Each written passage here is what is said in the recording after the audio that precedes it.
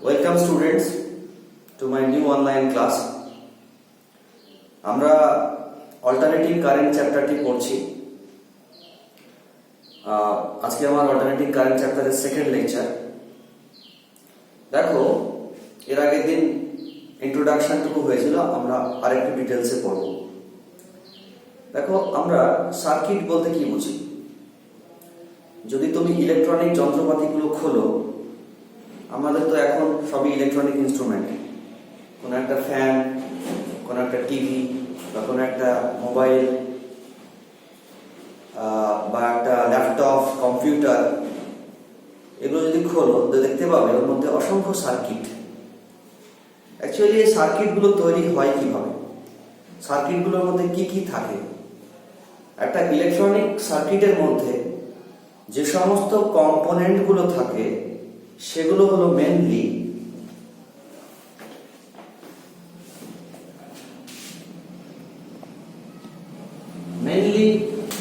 যেগুলো থাকে সেগুলো হচ্ছে নাম্বার ওয়ান রেজিস্টর, যাকে আমরা রেজিস্ট্যান্স বলি। এর সিম্বলটা কেমন হয়?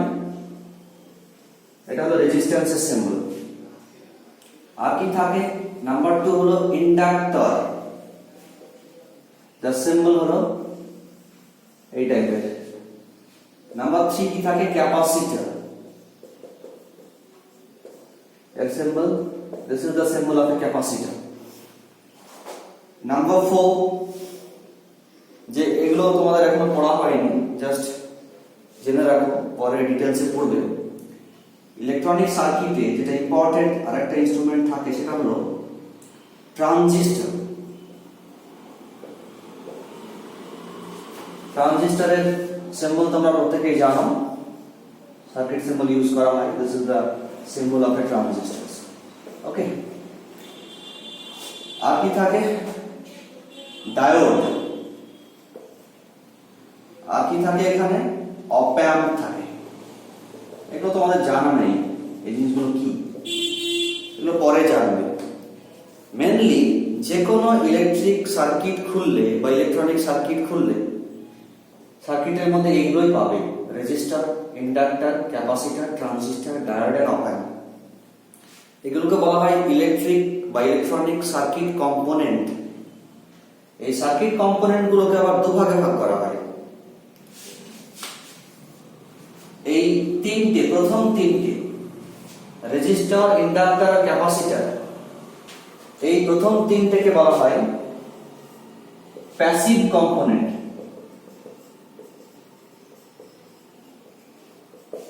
আর শেষের যে তিনটে ট্রানজিস্টর, ডায়োড আর অপ অ্যাম্প, এদেরকে বলা হয় অ্যাক্টিভ কম্পোনেন্ট।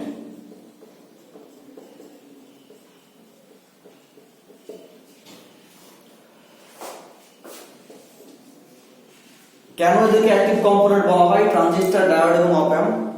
তার কারণ এদের কারেন্ট বা ভোল্টেজকে অ্যামপ্লিফাই করার ক্ষমতা আছে, তার জন্য এরা হলো active component. Resistance, inductance and capacitance, এদের কারেন্ট বা ভোল্টেজকে অ্যামপ্লিফাই করার মতো কোনো ক্ষমতা নেই, এজন্য এদেরকে বলা হয় প্যাসিভ কম্পোনেন্ট। যে কোনো ইলেকট্রিক সার্কিটের মধ্যে এগুলোই থাকে। ওকে, এইবার যখনই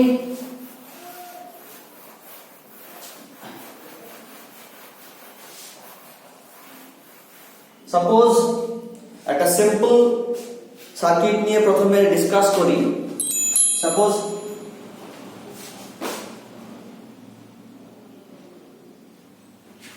একটা এসি সার্কিট, যেখানে শুধুমাত্র একটা রেজিস্ট্যান্স আছে আর একটা এসি সোর্স।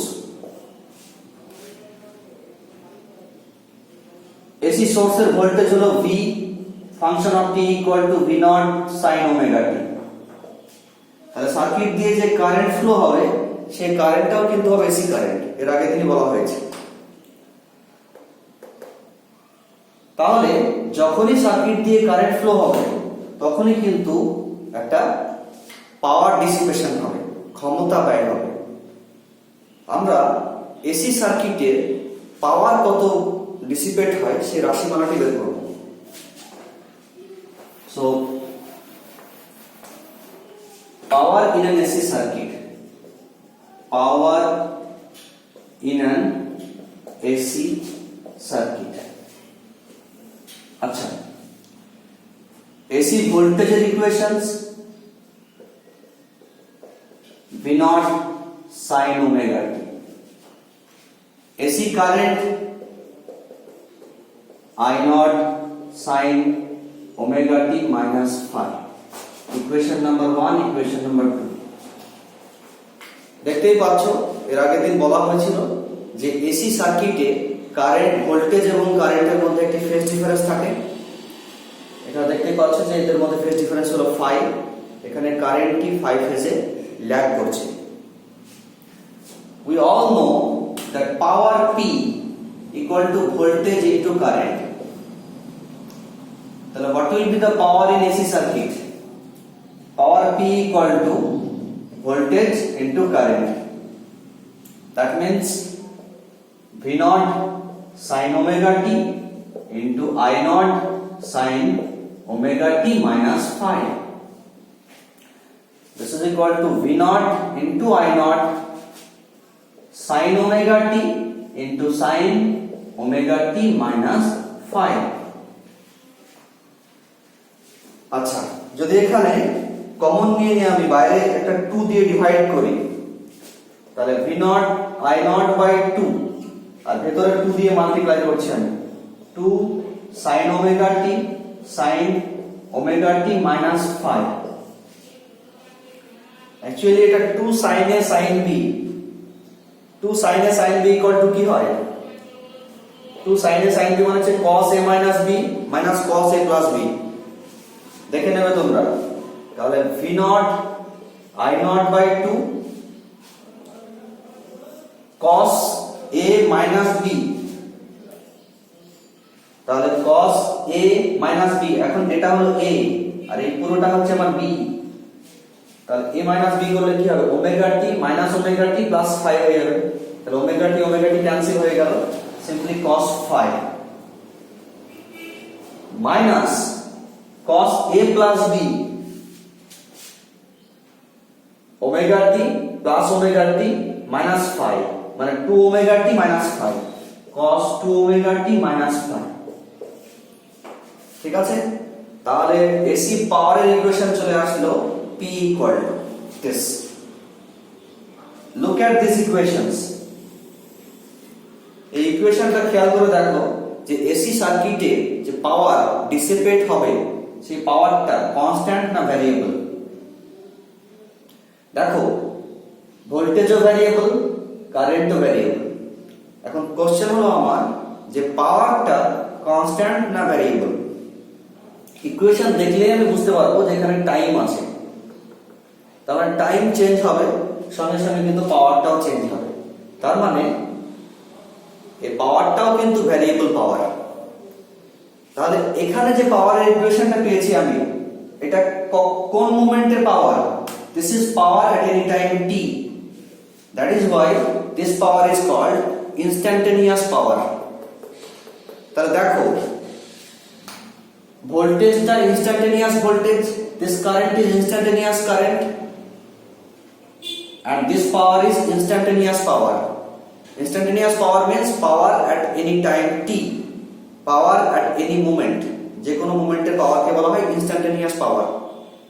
ওকে, সো একই লজিক, যখন ভ্যারিয়েবল কোয়ান্টিটি, তার মানে আমাকে অ্যাভারেজ বের করতে হবে। দেয়ারফর আমাকে কিন্তু এই ফুল সাইকেলে এসি পাওয়ারের অ্যাভারেজ বের করতে হবে, average power over the full cycle.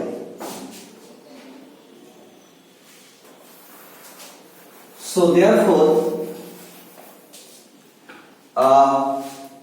P average equal to 1 by t integration 0 to t p dt. আমরা অ্যাভারেজ বের করার নিয়ম জানি, একই নিয়ম, ফুল সাইকেলে average 1 by t integration 0 to t p dt equal to 1 by t integration 0 to t। এখানে instantaneous পাওয়ারের ইকুয়েশনটা কি আছে? V naught I naught by 2 ব্র্যাকেটের মধ্যে চলে আসবে আমার cos phi minus cos 2 omega টি মাইনাস 5 আর বাইরে আসছে আমার dt। দেখো এখানে এই ইন্টিগ্রেশনটা হবে কার উপর,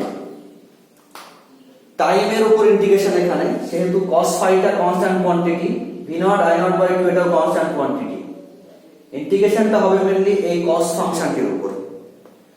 আমি বলেছিলাম যে cos বা sin এর ফুল সাইকেলে ইন্টিগ্রেশন হয় 0, ফুল সাইকেলে cos বা sin ফাংশনের এভারেজ ভ্যালু হয় 0।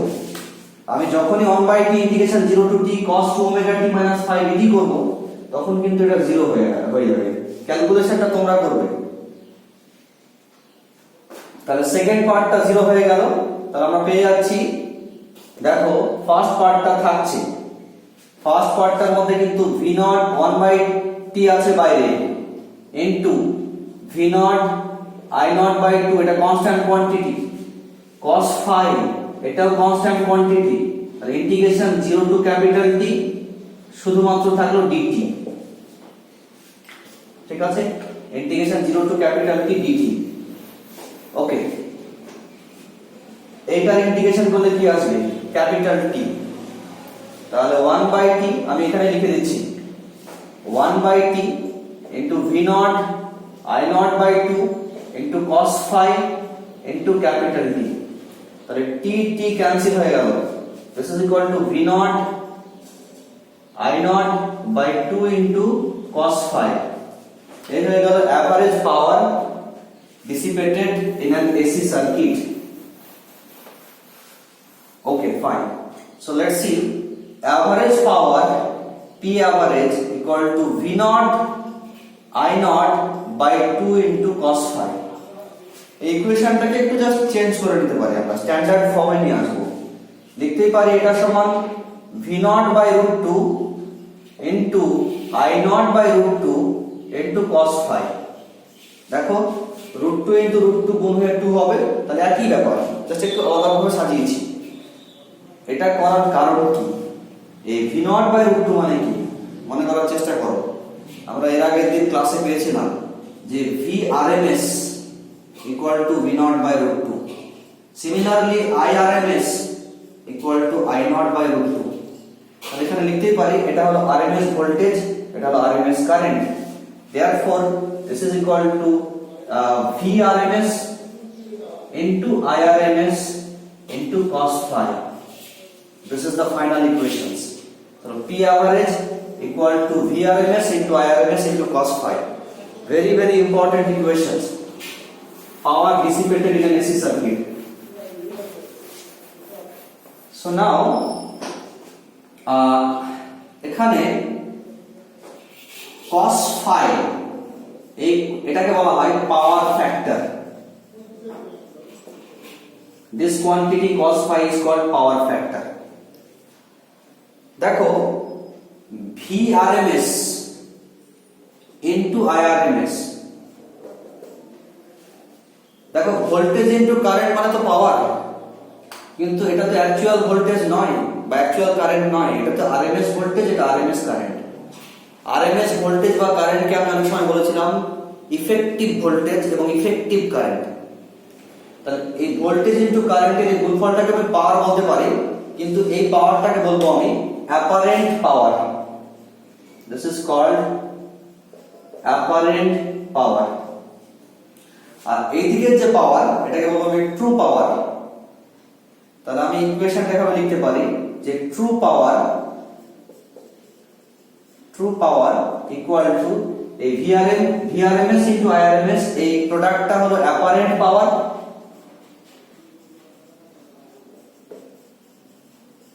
ইনটু cos 5, এটা হলো পাওয়ার ফ্যাক্টর। ক্লিয়ার? তাহলে clearly true power equal to apparent power into power factor. This is the relations. Okay.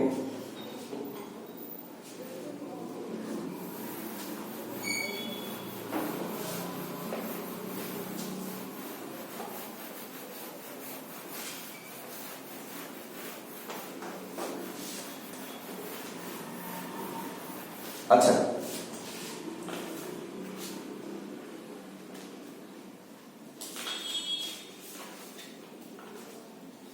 আচ্ছা, একটু আগে বললাম যে সার্কিটের মধ্যে থাকে রেজিস্ট্যান্স, ইন্ডাকট্যান্স এন্ড ক্যাপাসিট্যান্স। তো আমরা এই সার্কিটগুলো নিয়ে অ্যানালাইসিস করব এবার। So first, AC circuit containing a resistor only। প্রথমে একটা সিম্পল এসি সার্কিট নিয়ে ডিসকাস করি যেখানে শুধুমাত্র একটাই রেজিস্ট্যান্স থাকবে। Okay, so this is a pure resistance and this is the AC source। okay, AC source voltage V equal to V naught sin omega t।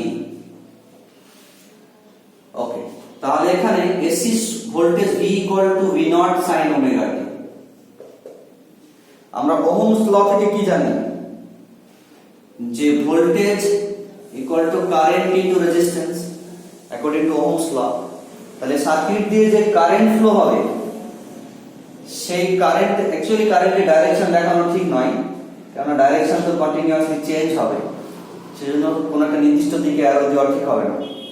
তাহলে এই সার্কিটে কারেন্ট I ইকুয়াল টু হবে voltage by resistance. therefore this is equal to V naught sin omega t by resistance। this is equal to V naught by R, V naught by R sin omega t। দেখো এই V naught by R টা কি? I equal to V naught by R sin omega t। যখন I এর ভ্যালুটা maximum কখন হবে কারেন্টের ভ্যালু? যখন sin omega t এর ভ্যালু হবে ম্যাক্সিমাম। কেন? কারণ V naught তো তোমার কাছে এখানে চেঞ্জ হচ্ছে না, V naught তো ভ্যারিয়েবল নয়, V naught হলো কনস্ট্যান্ট, R টাও কনস্ট্যান্ট। V naught কনস্ট্যান্ট কেন বলছি? তার কারণ হলো যে তুমি তো সোর্সটাকে চেঞ্জ করছো না, ফলে সোর্সের যে ভোল্টেজ তার পিক ভ্যালু চেঞ্জ হবে না। ঠিক একইভাবে সার্কিটে যে রেজিস্ট্যান্সটা আমি অ্যাপ্লাই করেছি সেই রেজিস্ট্যান্সটাকে আমি চেঞ্জ করছি না, কনস্ট্যান্ট রেজিস্ট্যান্স। তাহলে এটা দুটোই কনস্ট্যান্ট। তাহলে এখানে ভ্যারিয়েবলটা only sin omega t। t change হবে, I চেঞ্জ হবে। I এর ভ্যালু ম্যাক্সিমাম কখন হবে? যখন sin ওমেগা t এর ভ্যালু হবে ম্যাক্সিমাম। sin ওমেগা t এর ম্যাক্সিমাম ভ্যালু কত? 1। তখন কারেন্ট হবে ম্যাক্সিমাম। যখন এটা 1 তখন ম্যাক্সিমাম কারেন্টটা কত? তখন ম্যাক্সিমাম কারেন্টটা হয়ে যাবে তোমার I max equal to V naught by R। যদি আমি ম্যাক্সিমাম ভোল্টেজকে V naught বলি তাহলে ম্যাক্সিমাম কারেন্টকে বলবো আমি I naught। তাহলে এখানে I naught is equal to V naught by R। ঠিক আছে? এই I naught টা কি? এই I naught টা হলো কারেন্টের পিক ভ্যালু অথবা amplitude. I naught equal to V naught by R ধরে নিলে আমার ইকুয়েশনটা চলে আসলো এখানে I equal to I naught sin omega t। তাহলে এটা হলো আমার ভোল্টেজ, এসি ভোল্টেজ, এটা হলো আমার AC current. Equation number 1, equation number 2। Equation 1 এবং ইকুয়েশন 2 কম্পেয়ার করো। দেখতেই পাচ্ছ যে এসি ভোল্টেজের ফেজ অ্যাঙ্গেলটা হলো ওমেগা টি, এসি কারেন্টের ফেজ অ্যাঙ্গেলটা ওমেগা টি। তার মানে কি? তার মানে এই সার্কিটটাতে ভোল্টেজ এবং কারেন্টের মধ্যে কোনো ফেজ ডিফারেন্স থাকবে না। পয়েন্ট নাম্বার 2, এসি ভোল্টেজের পিক ভ্যালু হলো V naught আর এসি কারেন্টের পিক ভ্যালু হলো V naught by R। তার মানে হলো যে ভোল্টেজ কারেন্টের পিক ভ্যালুটা ভোল্টেজের থেকে একটু কম, কেন নিচে R দিয়ে ডিভাইড আছে। এখন যদি রেজিস্ট্যান্সের ভ্যালু তো 1 ওহমের থেকে বেশিই হবে, তাই না? এখন যদি রেজিস্ট্যান্সের ভ্যালু তুমি 1 ওহমের থেকে কম নাও, যেটা সাধারণত অতটা বেশি ইউজ করা হয় না, তাহলে কারেন্টের পিক ভ্যালুটা ভোল্টেজের থেকে বেশি হয়ে যাবে, সেটা আলাদা কথা। কিন্তু জেনারেলি রেজিস্ট্যান্সের ভ্যালু গ্রেটার দ্যান 1 ওহমই নিয়ে আমরা, সেক্ষেত্রে কিন্তু কারেন্টের পিক ভ্যালুটা ভোল্টেজের পিক ভ্যালু থেকে কম হবে। তা দুটো ইম্পর্টেন্ট পয়েন্ট এখানে, ভোল্টেজ এবং কারেন্ট সেম ফেজে থাকবে আর কারেন্টের পিক ভ্যালুটা ভোল্টেজের পিক ভ্যালু থেকে একটু কম হবে। আমি যদি গ্রাফিক্যালি প্লট করি কারেন্ট এবং ভোল্টেজকে, তাহলে গ্রাফটা কেমন হবে? Graphical representation of current and voltage. Okay, see দেখো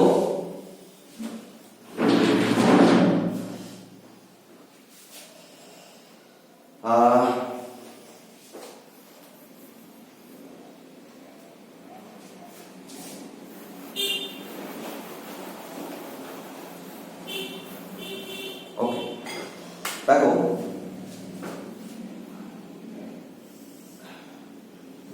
আমি এক্স অ্যাক্সিস বরাবর প্লট করছি ওমেগা ইনটু টি, আর ওয়াই অ্যাক্সিস বরাবর প্লট করছি আমি ভোল্টেজ এবং কারেন্ট, দুটোকে প্লট করব। একটাতেই দুটোকে প্লট করব। প্রথমে আমি ভোল্টেজের গ্রাফটা এঁকে নিই। দেখতেই পাচ্ছ যে সাইনোসয়েডাল সাইন কার্ভ কেমন হবে, বাড়তে বাড়তে ম্যাক্সিমাম, কমতে কমতে জিরো। এটা ফুল সাইকেল হয়ে গেল। এটা জিরো, ম্যাক্সিমাম হয়েছে কোথায়?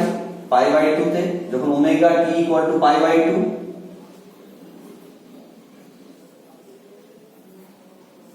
যখন omega t equal to pi by 2 তখন কিন্তু ম্যাক্সিমাম হবে, দেখিয়েছি আমি।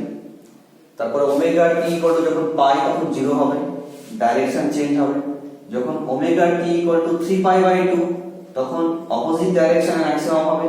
যখন omega t equal to 2 pi তখন আবার জিরো হবে, একটা ফুল সাইকেল কমপ্লিট হবে। আর এইটা হলো আমার ভোল্টেজের pick value, this is V0। আচ্ছা, কারেন্টটাও কিন্তু ভোল্টেজের সঙ্গে সেম ফেজে আছে। সেম ফেজে থাকা মানে কি? যখন ভোল্টেজ জিরো হবে তখন কারেন্টও জিরো হবে। যে টাইমে ভোল্টেজ ম্যাক্সিমাম হবে সেই টাইমে কারেন্টটাও ম্যাক্সিমাম হবে। যে টাইমে ভোল্টেজটা ডাইরেকশন চেঞ্জ করবে সেই টাইমে কারেন্টও ডাইরেকশন চেঞ্জ করবে। এটা মানেই হলো সেম ফেজে থাকা। তাহলে দেখো কারেন্টটাও কিন্তু এখান থেকে স্টার্ট হবে, বাড়তে বাড়তে বাড়তে বাড়তে ম্যাক্সিমাম হলো। দেখো কমতে কমতে জিরো হলো। দেখো যখন ভোল্টেজটা ম্যাক্সিমাম হয়েছে তখন কিন্তু কারেন্টটাও ম্যাক্সিমাম হয়েছে। উপরের গ্রাফটা হলো ভোল্টেজের, আর সেকেন্ড যে গ্রাফটা সেটা হলো কারেন্টের। যখন ভোল্টেজ আবার জিরো হয়েছে তখন কারেন্টটাও আবার জিরো হয়ে গেছে।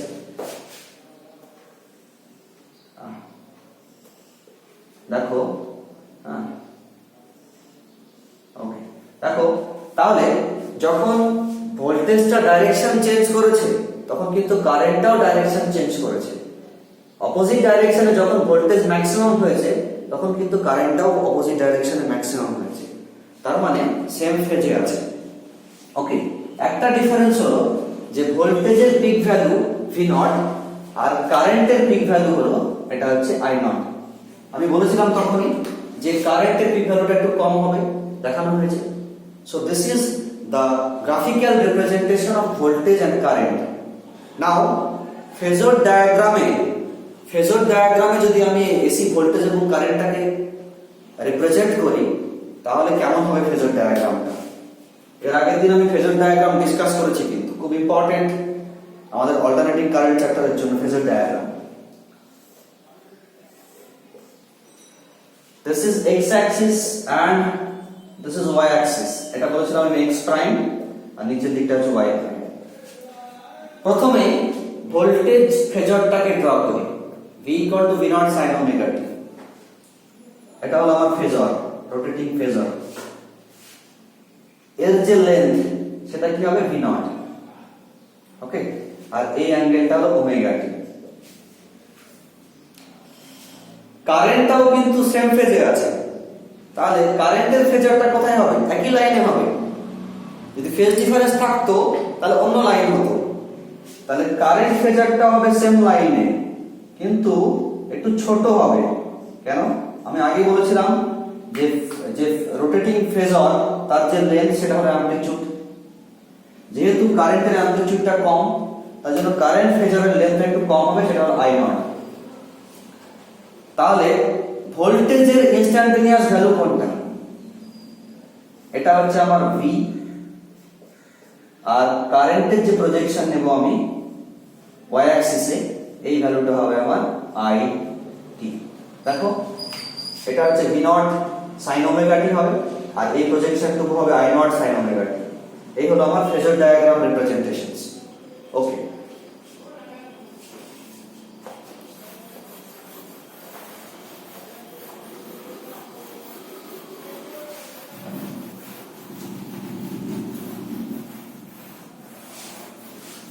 আচ্ছা, তাহলে একটা রেজিস্ট্যান্স নিয়ে এসি সার্কিট হলো।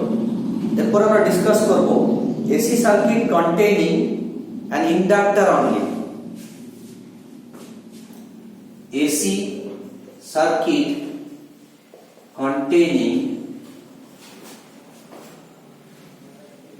An inductor only. ঠিক আছে? So this is the inductor, ঠিক আছে, this is AC source, মনে করো ইন্ডাক্টরটার ইন্ডাকটেন্স হলো L। দেখো সার্কিটটাতে কিন্তু আমি শুধুমাত্র একটা ইন্ডাক্টর ইউজ করেছি, আর কিছু ইউজ করিনি। ইন্ডাক্টরটা কিন্তু হতে হবে পিওর ইন্ডাক্টর। পিওর মিন্স এই সার্কিটটাতে কোনো রেজিস্ট্যান্স থাকা চলবে না। যদিও এটা পসিবল নয়, এটা আইডিয়াল কেস বলছি আমি। কেননা একটা ইন্ডাক্টর কিভাবে তৈরি হয়, একটা ওয়্যারকে যদি আমি স্প্রিং এর মতো করে পেঁচাই, তাহলে তৈরি হয়ে গেল একটা ইন্ডাক্টর। পিওর ইন্ডাক্টর মানে কি? পিওর ইন্ডাক্টর মানে ওর কোনো রেজিস্ট্যান্স থাকা চলবে না। এটা কি পসিবল যে তারটা দিয়ে বানাবো আমি, তার তো রেজিস্ট্যান্স থাকবেই। আমি হয়তো এমন কোন ওয়্যার দিয়ে বানালাম যার রেজিস্ট্যান্স খুব কম, একেবারে জিরো তো হওয়া সম্ভব নয়, এমন কোনো ম্যাটেরিয়ালস নেই যার resistance zero. So pure inductor এটা কিন্তু আইডিয়াল কনসেপ্ট। প্র্যাকটিক্যালি যখনই আমি একটা ইন্ডাক্টর ইউজ করব, ওর নিজস্ব ওয়্যার দিয়ে যেটা বানাবো তার একটা নিজস্ব রেজিস্ট্যান্স থাকবেই, তাহলে স্মল অ্যামাউন্ট অফ রেজিস্ট্যান্স থাকে। কিন্তু ওটাকে আমি এখানে নেগলেক্ট করছি, ধরে নিচ্ছি যে এই সার্কিটটাই কোনো রকমের রেজিস্ট্যান্স নেই।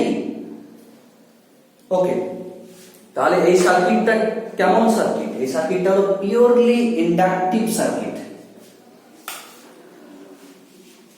এখানে যে ভোল্টেজটা অ্যাপ্লাই করেছি আমি, এসি ভোল্টেজ, সেটা হলো V = V not sin omega t। Circuit দিয়ে ইনস্ট্যান্টেনিয়াস কারেন্ট মনে করো I। এই যে I কারেন্টটা ফ্লো হচ্ছে সার্কিট দিয়ে, সেটা এসি কারেন্ট। আমরা জানি যে যখনই এসি কারেন্ট মানে তো ভ্যারিয়েবল কারেন্ট, যখনই কোনো একটা ইন্ডাক্টর দিয়ে এসি কারেন্ট ফ্লো হবে, তখনই কিন্তু ওর মধ্যে ইএমএফ ইনডিউসড হবে। ঠিক আছে? সে ইনডিউসড ইএমএফটা কি হয়? যেহেতু ভ্যারিয়েবল কারেন্ট এসি, ফ্লাক্সের চেঞ্জ হবে ইন্ডাক্টরের মধ্য দিয়ে, ফলে ওর মধ্যে একটা ইএমএফ ইনডিউসড হবে। সেই ইনডিউসড ইএমএফ এর ফর্মুলা আমরা জানি, E = L didt। একটা মাইনাস সাইন ইউজ করব আমি এখানে, তার কারণ হলো যে এই ইএমএফটা কিন্তু অরিজিনাল যে ভোল্টেজ তাকে অপোজ করবে। তাহলে এখন সার্কিটের টোটাল ইএমএফ কত? So now net EMF in the circuit বা নেট ইনস্ট্যান্টেনিয়াস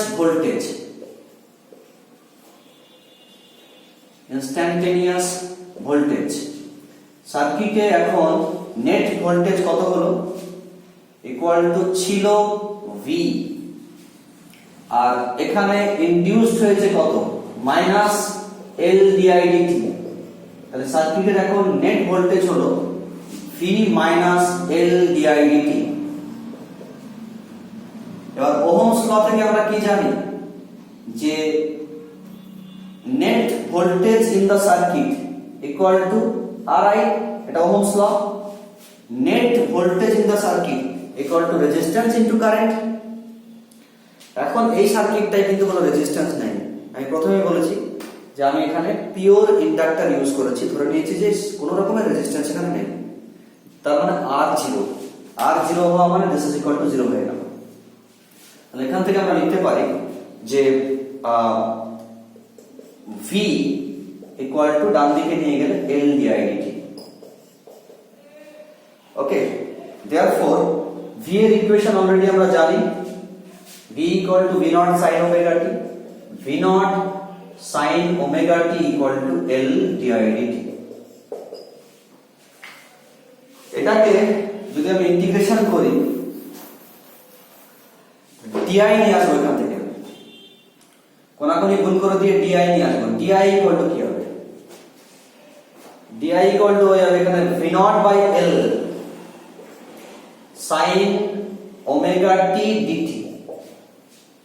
both side এর ইন্টিগ্রেশন করো, both side এর ইন্টিগ্রেশন করো, ইন্টিগ্রেশন করলে হবে di এর ইন্টিগ্রেশন i, sin এর ইন্টিগ্রেশন হবে মাইনাস cos, আর একটা ওমেগা দিয়ে ডিভাইড হবে, তাহলে minus v naught by omega into L cos omega t plus একটা ইন্টিগ্রেশন কনস্ট্যান্ট আছে। দেখো এই ইন্টিগ্রেশন কনস্ট্যান্টের ভ্যালু 0 হবে, এটা দেখানো যায় কিন্তু একটু ডিটেইলস দেখাতে হবে, দরকার নেই অতটা তোমাদের। তাহলে i equal to minus v naught by omega L into cos omega t, এটা হয়ে গেল আমার এসি কারেন্টের ইকুয়েশন সার্কিটটা। Okay, so AC current in the circuit I equal to minus v naught by omega L into cos omega t। দেখো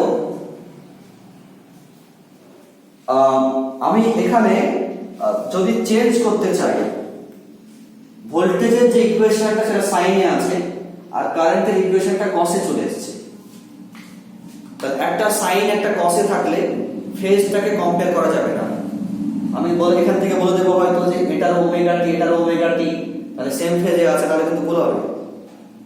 কেন? দুটোর phase angle তখনই কম্পেয়ার করতে পারবো যখন হয় দুটোই সাইন থাকবে আর নাহলে দুটোই কস থাকবে। তাহলে দুটো দুই রকম থাকলে ফেজ অ্যাঙ্গেল কম্পেয়ার করা যাবে না।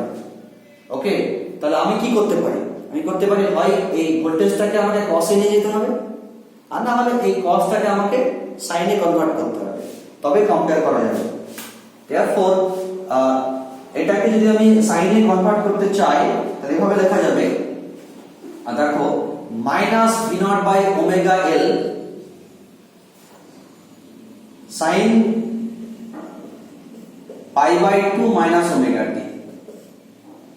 দেখো sin pi by 2 minus omega t মানে কিন্তু cos omega t,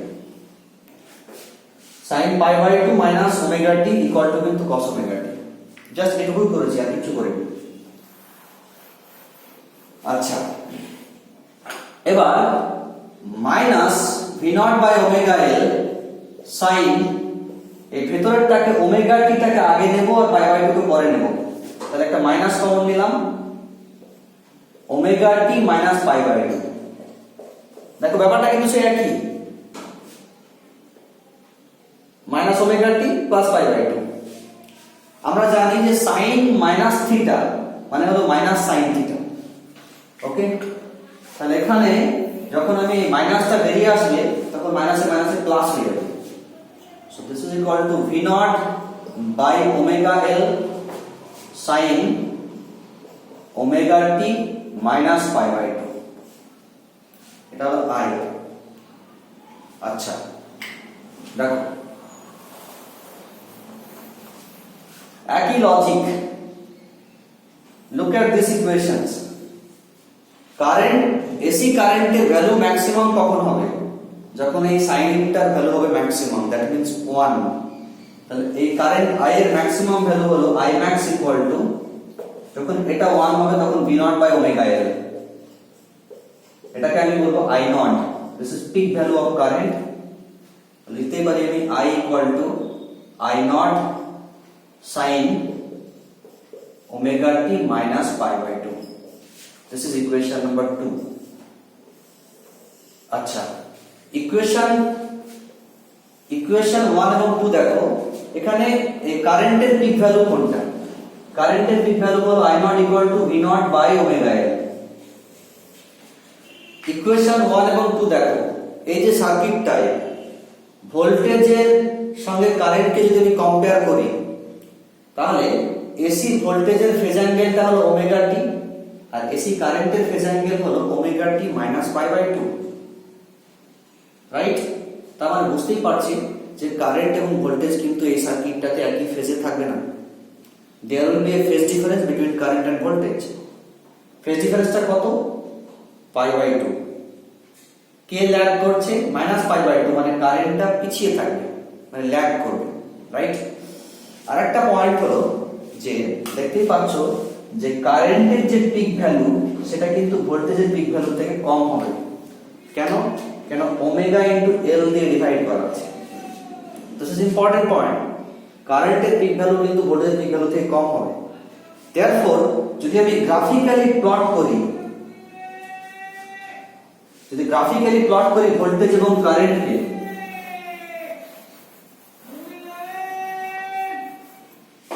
তাহলে দেখতে পাচ্ছি আমি এখানে একই রকম ভাবে আমি গ্রাফটা প্লট করব আগের মতোই। এইদিকে প্লট করব আমি ওমেগা টি, ওকে, আর এদিকে হলো আমার ভোল্টেজ অথবা কারেন্ট, দুটোকে একই দিকে একসঙ্গে দেখিয়ে দিচ্ছি। প্রথমে ভোল্টেজটাকে প্লট করি, সাইন কার্ভ, ফুল সাইকেল। এটা হলো ভোল্টেজের পিক ভ্যালু V0, আর কখন কত ভোল্টেজ হয়েছে এখানে 0, তারপর এটা পাই বাই 2, তারপর হলো পাই, তারপর এটা হচ্ছে আমার 3 পাই বাই 2, তারপর হচ্ছে 2 পাই। দেখো ভোল্টেজটা, কারেন্টটা কিন্তু পিছিয়ে আছে পাই বাই 2 ফেজে। তার মানে যখন ভোল্টেজ ম্যাক্সিমাম হবে তখন কিন্তু কারেন্ট ম্যাক্সিমাম হবে না। কারেন্টটা পাই বাই 2 পরে ম্যাক্সিমাম হবে, পিছিয়ে আছে। ভোল্টেজটা ম্যাক্সিমাম আগে হয়ে যাবে, আর কারেন্টের ম্যাক্সিমামটা পাই বাই 2 পরে হবে। ভোল্টেজের 0 যেখানে আগে হয়ে যাবে, কারেন্টের 0টা পাই বাই 2 পরে হবে। আগে গ্রাফটা ড্র করে নিই, তাহলে তোমাদের বুঝতে সুবিধা হবে। দেখো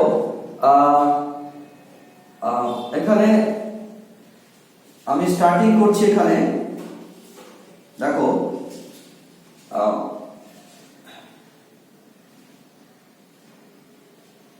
একটু গ্রাফটা একটু ছোট হবে অ্যাকচুয়ালি, হ্যাঁ দেখো একটু ছোট হবে। এই হলো, আমি আগে ড্রয়িংটা করে নিই প্রথমে। এইখানে গিয়েও ম্যাক্সিমামটা হবে, ওকে, তারপরে এইখানে গিয়েও আবার 0 হবে, তারপরে এইখানে গিয়ে আবার ম্যাক্সিমাম হবে, ওকে ফাইন। এই ফার্স্ট গ্রাফটা যেটা এঁকেছিলাম সেটা ভোল্টেজের, এটা হলো কারেন্ট। দেখতেই পাচ্ছ যে ভোল্টেজটা 0 অলরেডি হয়ে গেছে, কারেন্ট কিন্তু তখন 0 হয়নি। কারেন্ট 0 হচ্ছে কোথায় গিয়ে? এখানে গিয়ে। তাহলে ভোল্টেজ এখানেই 0 হয়ে গেছে, কারেন্ট এখানে গিয়ে 0 হচ্ছে। কতটুকু ডিফারেন্স? এই ডিফারেন্সটা কত? Pi by 2। তার মানে পাই বাই 2 ফেজ অ্যাঙ্গেল পর কারেন্টটা গিয়ে 0 হচ্ছে। দেখো ভোল্টেজ এখানে ম্যাক্সিমাম হয়ে গেছে, কিন্তু কারেন্টটা গিয়ে ম্যাক্সিমাম হলো কোথায়? এখানে গিয়ে ম্যাক্সিমাম হলো। তাহলে কতটুকু পরে হলো? পাই বাই 2 ফেজ অ্যাঙ্গেল পরে গিয়ে কারেন্টটা ম্যাক্সিমাম হচ্ছে। তার মানে বুঝতেই পারছি যে কারেন্টটা পিছিয়ে আছে।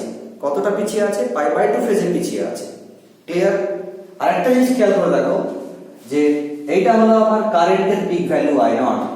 দেখো কারেন্টের পিক ভ্যালুটা কিন্তু ভোল্টেজের পিক ভ্যালু থেকে কম, আগে বলেছিলাম আমি। এই হলো আমাদের representations of voltage and current. এরপরে ফেজর ডায়াগ্রামে রিপ্রেজেন্ট করি ভোল্টেজ এবং কারেন্টটাকে।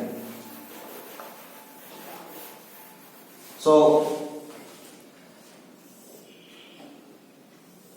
this is our phasor diagram, x prime, y prime। প্রথমে ভোল্টেজটাকে লিখে নিই, ভোল্টেজের ফেজরটা ড্র করি। V = V0 sin omega t। V equal to V naught sin omega t, এটা হলো ভোল্টেজ ফেজর ওয়ে। এই ম্যাক্সিমাম যে লেন্থ সেটা হচ্ছে V naught, ওকে। আর এই প্রজেকশনটা হলো আমার V, আর এই অ্যাঙ্গেলটা হবে আমার ওমেগা t, আর রোটেট করছে ওমেগা অ্যাঙ্গুলার ভেলোসিটি নিয়ে। কারেন্ট ফেজরটা কিন্তু π/2 ফেজে ল্যাগ করছে, তাহলে এই ভোল্টেজ ফেজার আর কারেন্ট ফেজারের লাইনটা কিন্তু একই লাইনে হবে না, দুটোর মধ্যে অ্যাঙ্গেল হবে π/2। এখন কোশ্চেন হলো তাহলে কারেন্ট ফেজারটা কোন দিকে ড্র করব আমি? এরকম করে যদি ড্র করি π/2 অ্যাঙ্গেল করে কারেন্ট ফেজারটাকে, তাহলে তো হবে অ্যাঙ্গেলটা π/2 হলেই হলো, কিন্তু সেটা করা যাবে না। দেখো অ্যান্টি ক্লকওয়াইজ দিকে, এটা যে অ্যান্টি ক্লকওয়াইজ দিকে আঁকছো মানে বোঝাতে হবে যে এ লিড করছে, এটা সাইন কনভেনশন। আর যদি ক্লকওয়াইজ ডাইরেকশনে আঁকো π/2 অ্যাঙ্গেল করে, তাহলে বুঝবো যে কারেন্টটা ল্যাগ করছে। যদি আমি কারেন্টটাকে এদিকে ড্র করি, তার মানে কিন্তু কারেন্টটা লিড করছে, তাহলে এখানে -π/2 না হয় যদি +π/2 হতো, তাহলে কিন্তু এদিকে আমি কারেন্টটাকে ড্র করতে পারতাম। অ্যান্টি ক্লকওয়াইজ মানে লিড, আর ক্লকওয়াইজ ডাইরেকশনে যদি থাকে তাহলে সেটা মানে ল্যাগ। তাহলে π/2 অ্যাঙ্গেলে আমি এর সঙ্গে π/2 অ্যাঙ্গেলে আমি মানে কারেন্ট ফেজারটাকে ড্র করব। একটা জিনিস খেয়াল রাখতে হবে যে কারেন্ট ফেজারের লেন্থটা কিন্তু ভোল্টেজ ফেজারের লেন্থ থেকে কম হবে। এটা OB, এটা হলো আমার I0। So this angle is π/2, angle between voltage phasor and current phasor is equal to π/2, and y axis এর উপর যে প্রজেকশন কারেন্ট ফেজারের, এটা হলো আমার instantaneous current I0 sin omega t। ওকে, তাহলে এই হলো আমাদের phasor diagram representation and graphical representations। আমরা নেক্সট ডিসকাস করব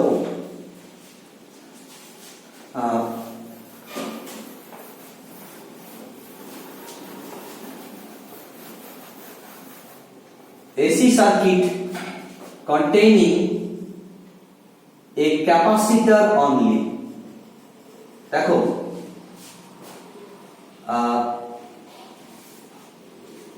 একটা রেজিস্ট্যান্স দিয়ে এসি সার্কিট ডিসকাস করা হলো, শুধুমাত্র একটা ইন্ডাক্টর দিয়ে এসি সার্কিট ডিসকাস করা হলো। এবার আমরা ডিসকাস করব একটা এসি সার্কিট যেখানে শুধুমাত্র একটা ক্যাপাসিটর থাকবে।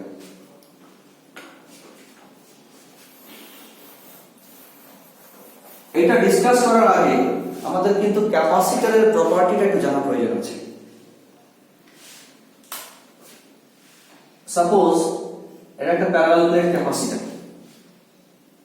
আর তার সঙ্গে আমি একটা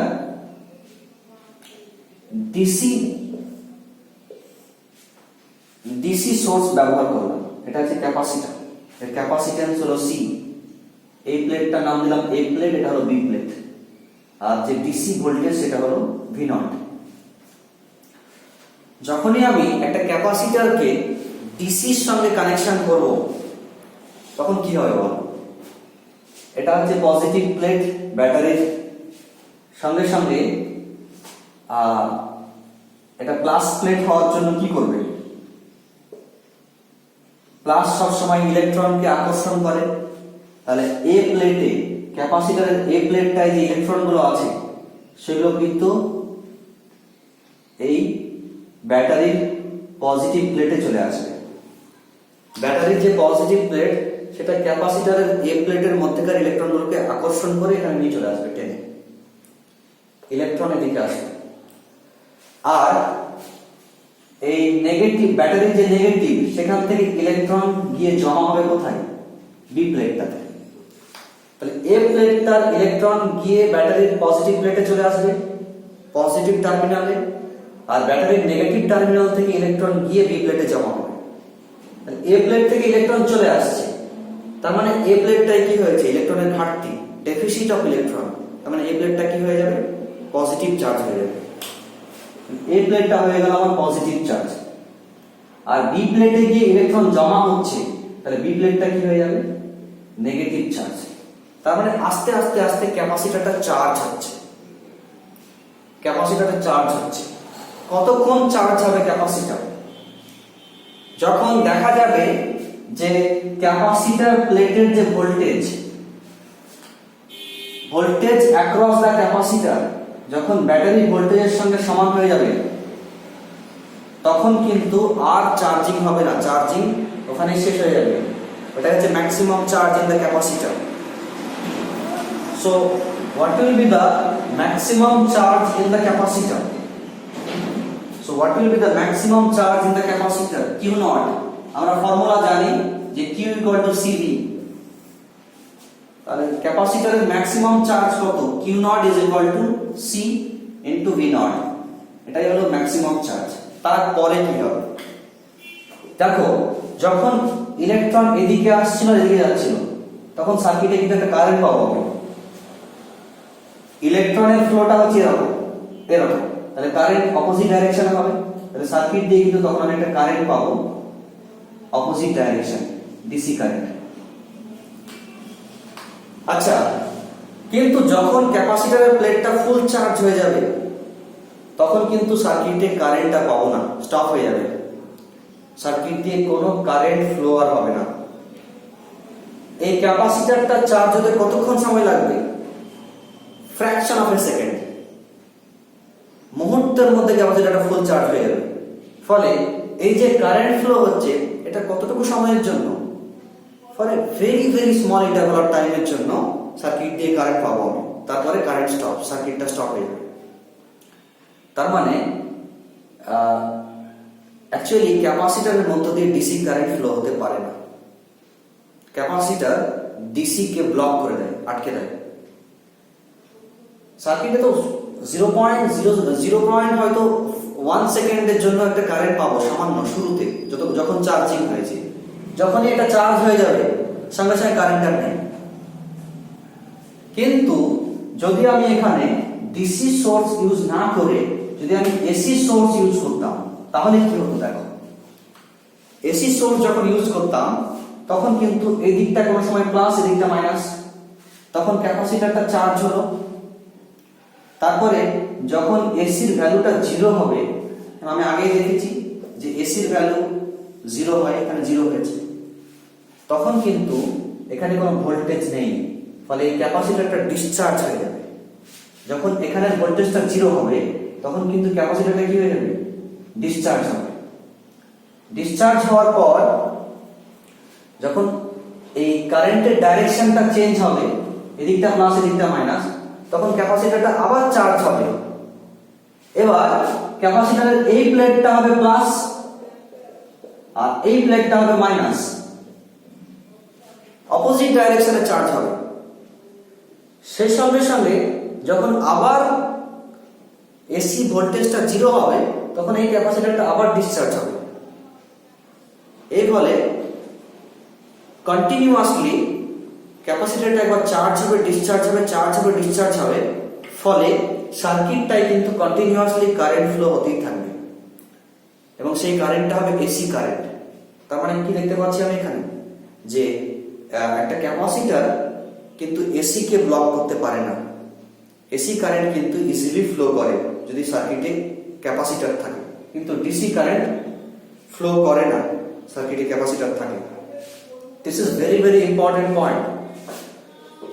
এবার আমরা দেখব যে একটা এসি সার্কিটে শুধুমাত্র যদি একটা ক্যাপাসিটর থাকে, সার্কিটের নেচারটা কেমন হবে। তার আগে একটা ইম্পর্টেন্ট পয়েন্ট আমার মিস হয়ে গেছে, বলে নিই। যখন ইন্ডাক্টর দিয়ে যে সার্কিটটা বানিয়েছিলাম, সেখানে I naught equal to কি এসেছিল? V naught by omega L। আর যখন রেজিস্ট্যান্স দিয়ে সার্কিট বানিয়েছিলাম শুধুমাত্র, তখন কারেন্টের পিক ভ্যালু কত এসেছিল? V naught by R। তাহলে আসলে এই ওমেগা এল টা কি? রেজিস্ট্যান্স কি জিনিস সেটা সবাই জানি আমরা। রেজিস্ট্যান্স মানে বাধা।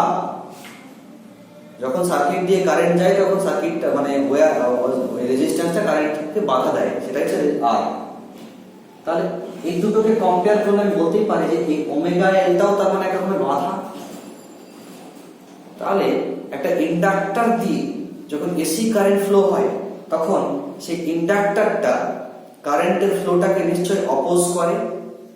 The opposition offered by the inductor to the flow of AC current is this omega L. কিন্তু এই বাধাটা নেচারটা একটু অন্যরকম। এই রেজিস্ট্যান্সের বাধা আর এই ইন্ডাক্ট্যান্সের বাধা কিন্তু সেম জিনিস নয়।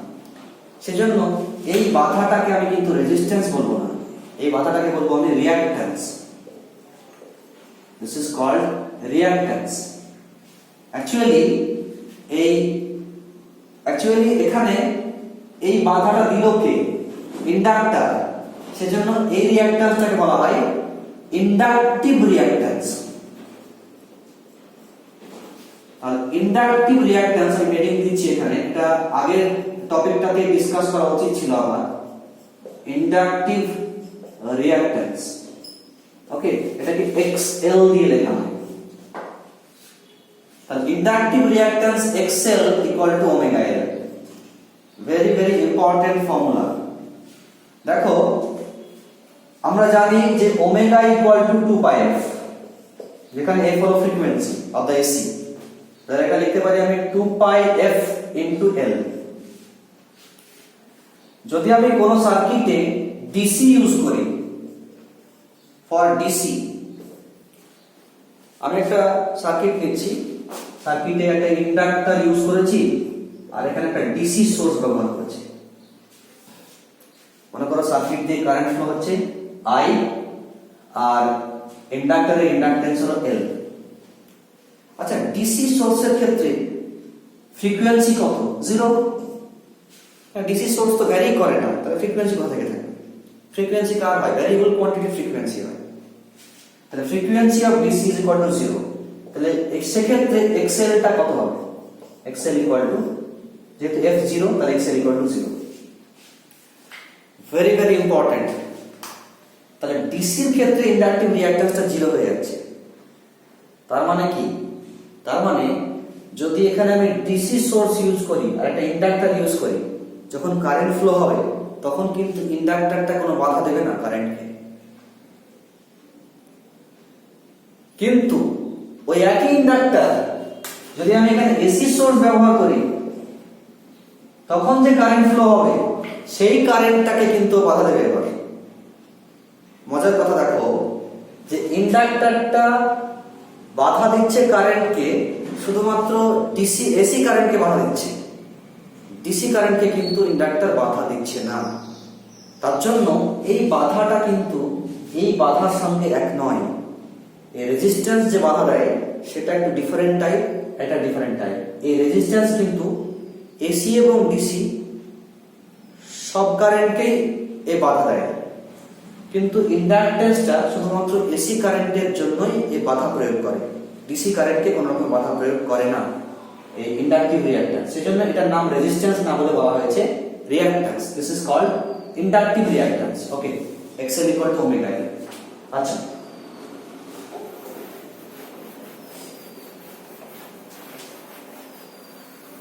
নেক্সট আমরা ডিসকাস করব যে একটা এসি সার্কিটে শুধুমাত্র একটা ক্যাপাসিটর থাকলে সার্কিটের নেচার কেমন হয়।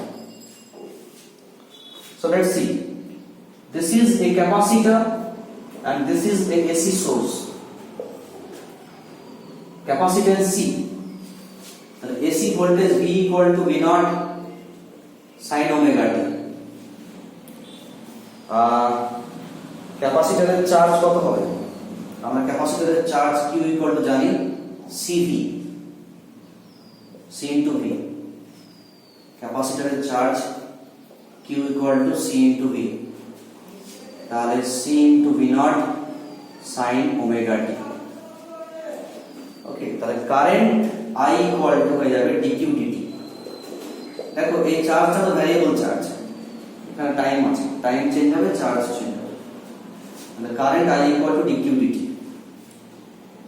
ডেরিভেটিভ করো, dt অফ Q মানে হলো C V naught sin omega t। Derivative করলে কি পাওয়া যাবে? C V naught constant quantity, sine এর ডেরিভেটিভ হয় cos ওমেগা টি, আর একটা এখানে ওমেগা মাল্টিপ্লাই হবে omega cos omega t. Okay, আচ্ছা, তো আলটিমেটলি আমি পেয়ে যাচ্ছি এখানে omega C V naught cos omega t. এটা হলো কারেন্টের ইকুয়েশন, এসি কারেন্ট। এটা হচ্ছে এসি ভোল্টেজের ইকুয়েশনস। আমি কারেন্ট এবং ভোল্টেজের ইকুয়েশনকে কম্পেয়ার করব, কিন্তু এখানে সাইন, এখানে cos, তাহলে এই cosটাকে সাইনে কনভার্ট করতে হবে। cosটাকে সাইনে কনভার্ট করতে গেলে করা যাবে omega C V naught sine omega t plus pi by two. তোমরা চেক করে দেখবে যে sine pi by two omega t plus pi by two equal to cos omega t হয়। This is our current. আচ্ছা, কারেন্টের maximum value কোনটা? এইটা, this is the maximum value of current. তাহলে এটাকে আমি বলতে পারি I naught, this is equal to peak value I naught. তাহলে I equal to I naught sine omega t plus pi by two. This is equation of current, equation number 2. This is equation of AC voltage. Peak value of the current I naught equal to omega C V naught. अच्छा, equation 1 और equation 2 क्या दो? Look at equation 1 and equation 2. Okay, and tell me, যদি আমি এখানে ভ্যারিয়েশনটা show করি তাহলে ভ্যারিয়েশনটা কেমন হবে?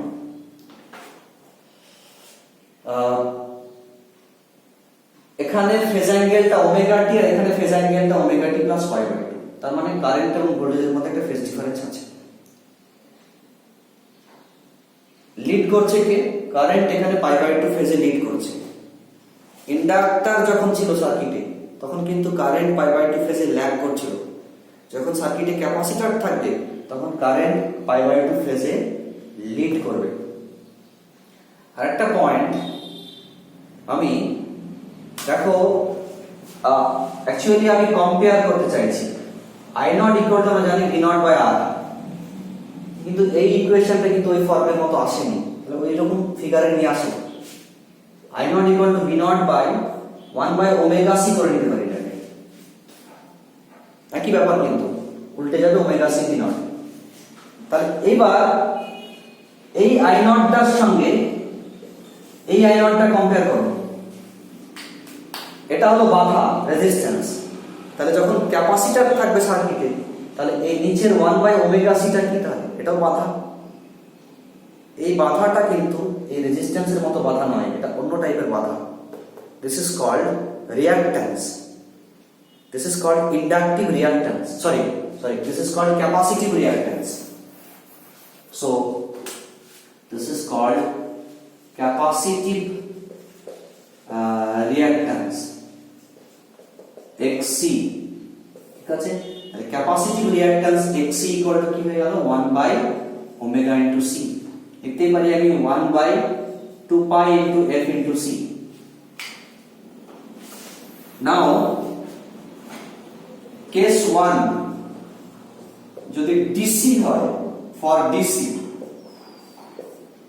আমরা জানি DC এর ক্ষেত্রে ফ্রিকোয়েন্সি F ইকুয়াল টু 0, তাহলে XC কি হবে? ক্যাপাসিটিভ রিঅ্যাক্ট্যান্স ফর DC, নিচে 0 মানে ইনফিনিটি। তার মানে যখন আমি এখানে DC ব্যবহার করব তখন কিন্তু এই ক্যাপাসিটরটার যে বাধা সেটা হয়ে যাবে ইনফাইনাইট, ঠিক আছে? তার মানে DC সোর্স ব্যবহার করলে ক্যাপাসিটর দিয়ে কোনো কারেন্টই যাবে না। ক্লিয়ার? একটু আগে সেটা বলা হয়েছে যে ক্যাপাসিটর DC কে ব্লক করে দেয়। দেখতে পেলাম আমি capacitive reactance infinity for DC। Now graphical representations, যদি আমি গ্রাফিক্যালি প্লট করি তাহলে দেখতে পাবো ওমেগা টি এদিকে ভোল্টেজ এবং কারেন্ট। তাহলে প্রথমে ভোল্টেজের গ্রাফটা কি হবে? ভোল্টেজের ইকুয়েশনটা ছিল কি? V equal to V naught sine omega টি। তাহলে সিম্পল সাইন কার্ভ, একটা ফুল সাইকেল। এটা হলো আমার peak value of the voltage V naught. Okay, 0, তারপরে এটা হচ্ছে π/2, তারপরে পাই, তারপরে এটা হচ্ছে আমার 3π/2, তারপরে এটা হলো আমার 2π। কারেন্ট কিন্তু এখানে লিড করবে। আর একটা পয়েন্ট হলো যে কারেন্টের পিক ভ্যালুটা একটু কম হবে।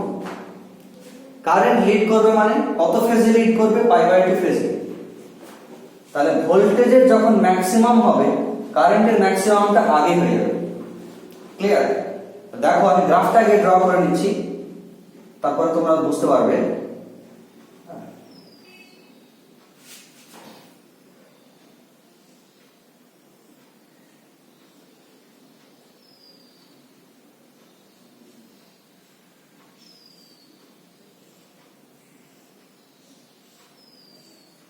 আচ্ছা, 1 নম্বর গ্রাফটা হলো ভোল্টেজের আর 2 নম্বর গ্রাফটা হলো কারেন্টের। খেয়াল করে দেখো যে ভোল্টেজ ম্যাক্সিমাম হচ্ছে কখন? এখানে। আর কারেন্টটা অলরেডি এখানে ম্যাক্সিমাম হয়ে গেছে। কত আগে হয়েছে? π/2 ফেজ অ্যাঙ্গেল আগেই কারেন্টটা ম্যাক্সিমাম হয়ে গেছে। ভোল্টেজটা 0 হচ্ছে কোথায়? এখানে। কারেন্ট কিন্তু এখানে অলরেডি আগেই 0 হয়ে গেছে। তাহলে π/2 ফেজ অ্যাঙ্গেল আগেই কিন্তু কারেন্টটা 0 হয়ে গেছে। কারেন্টের pick value, this is the peak value of current. দেখতেই পাচ্ছ যে কারেন্টের পিক ভ্যালুটা ভোল্টেজের থেকে একটু কম। আর কারেন্ট এবং ভোল্টেজের মধ্যে ফেজ ডিফারেন্স π/2। কে লিড করছে এখানে? এখানে কারেন্টটা লিড করছে। So this is the concept. Okay, so this is the concept. Now তাহলে আমরা আজকে দেখলাম যে কতগুলো সিম্পল সার্কিট, একটা ইন্ডাক্টর, একটা ক্যাপাসিটর এবং একটা রেজিস্ট্যান্স নিয়ে সার্কিট বানালে সার্কিটের ভোল্টেজ এবং কারেন্টের নেচার কেমন হয় সেগুলো নিয়ে ডিসকাস করা হবে। এরপরে আমরা দেখব সার্কিট তো এত সিম্পল হয় না। একটা সার্কিটে একসঙ্গে 2, 5, 10টা ইন্ডাক্টর, ক্যাপাসিটর ইউজ করা থাকে, রেজিস্ট্যান্স ইউজ করা থাকে। কোনো সময় সিরিজে থাকে, কোনো সময় প্যারালালে থাকে। তো জাস্ট আমি একটা সিম্পল কিছু বেসটা তৈরি করা হলো। এবার আমরা আরো কমপ্লেক্সিটিতে ঢুকবো। আশা করছি তোমরা আশা করছি লেকচারগুলো বুঝতে পারছো।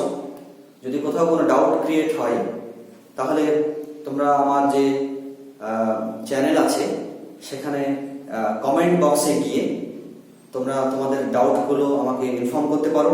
তাহলে আমি সেটা নেক্সট লেকচারে তোমার ডাউটগুলো ক্লিয়ার করে দেবো। প্রত্যেকে ভালো থাকো, সাবধানে থাকো। এখনো বাড়ির মধ্যে থাকার চেষ্টা করো, কেননা এখনো আমাদের যে করোনা ভাইরাসের যে বিপদ সেটা এখনো কাটেনি। আর কিছুটা দিন হয়তো অপেক্ষা করতে হবে, কিন্তু পড়াশোনাটা কোনো অবস্থাতে স্টপ হলে চলবে না। কেননা একটা জিনিস মাথায় রাখবে যে উচ্চ মাধ্যমিক পরীক্ষা কিন্তু খুব বেশি পিছবে না, ফলে তোমরা কিন্তু সেভাবে সময় পাবে না পড়াশোনা করার জন্য। তাই এভাবেই অনলাইন ক্লাসগুলোকে ফলো করো এবং নিজেরা বাড়িতে পড়াশোনা করো। Thank you everybody, thank you.